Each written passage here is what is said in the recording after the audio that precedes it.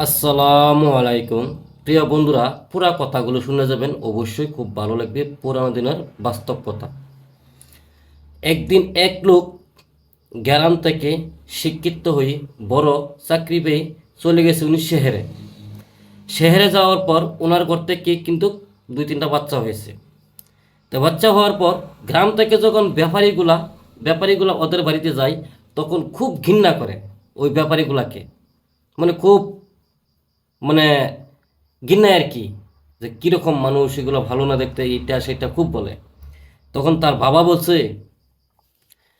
কারণ বাবা বলবে, কারণ বাবাও তো ছিল একদিন গ্রামে, গ্রামের থেকে আসে তো টাউনে বাড়ি বানছে, কিন্তু ছেলে তো জন্ম হয়েছে টাউনে, তার জন্য ছেলে বুঝে না। তার বাবা বলছে, এমন কথা বলবা না, গ্রামের মানুষও খুব ভালো। এই যে গ্রাম থেকে ফসলগুলো আসে, আমাদের গ্রাম থেকে আসে, এই ধান দুন ওরা গ্রামে গৃহস্থী করে, শ্বাসা ওরা শ্বাস করে, ওই শ্বাসের উপার্জন করার ধানগুলো তো আমাদের শহরে আসে, তখনই আমরা খাইতে পারি। প্রথম ছেলেটা মানে তো মানে খিটখিট খিটখিট করে। তখন বললো, চলো একদিন গ্রামে যাই। তখন ছেলেটিকে নিয়ে একদিন তার বাবা গ্রামে গেছে। গ্রামে নিয়ে দেখাচ্ছে, দেখো কত সুন্দর মাঠ, কি সুন্দর ধান ক্ষেত, কীভাবে মানুষে রোপণ করছে, এখান থেকে ধান হবে। তখন বললো, হ্যাঁ বাবা, দেখতে তো ভালোই লাগছে, তবু ওরা কাদার মাঝে কীরকম করে আমার ভালো লাগে না। তখন একদিন হঠাৎ করে দেখে এক জোড়া জুতা একটা মানে শুকনো জায়গায় আল, আমরা বলি আল, বাতরের মাঝে রেখে দিছে। বলো, বাবা এখানে তো মানুষ টানুষ নাই, ওই জুতা জোর কার? তখন বললো, জুতা জোর হলো হয়তো কোনো একটা কৃষকে এখানে রেখে চলে গেছে, হয়তো উনি নিয়ে যাবে। তখন ছেলেটা বলল, কি বাবা, এক কাজ করি। কই কি? কই এই যে দেখো কাটা দেখা যায়, কাটা, এই চোকা চোকা পাথর, এইগুলা জুতার ভিতরে ঢুকাই দিই। তারপর কি হবে? তারপর যখন উনি জুতাটা পায়ে দিবে, তখন ওনার পায়ে ব্যথা পাবে, আমি খুব মজা করবো, আমি খুব মজা পাইবো, আমার খুব মজা লাগবে, এমন ভাবে বললো। তখন বললো, বাবা এমন করতে নয়, এটা করা ভালো না, তার চেয়ে তোমাকে আমি একটা কাজ দিই, তুমি সেই কাজটা করো। কি কাজ?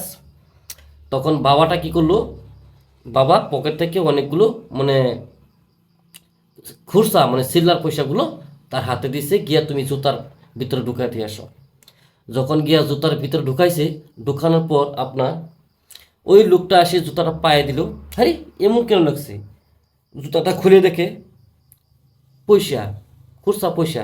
ওই জুতাটা পায়ে দিল, দেখো আরে এটা তো কি পয়সা। তখন আনন্দিত বলছে, আল্লাহ তোমার কাছে আমি তাহাজ্জাত নমাজ পড়ে তোমার কাছে দোয়া করছিলাম, আল্লাহ হয়তো এই উসিলায় তুমি টাকা দিয়েছো, আমার মার খুব বেমার, মাকে আমি হসপিটালে নিতে পারছি না, তার জন্য হয়তো তুমি কোনো একটা না কোনো একটা উসিল্লাতে, কারো তোমার সাহায্য, কারো উসিল্লাতে তুমি এগুলো টাকা আমাকে দিয়েছো, তার জন্য হয়তো আমি নিতে পারছি, আল্লাহ তুমি মহান।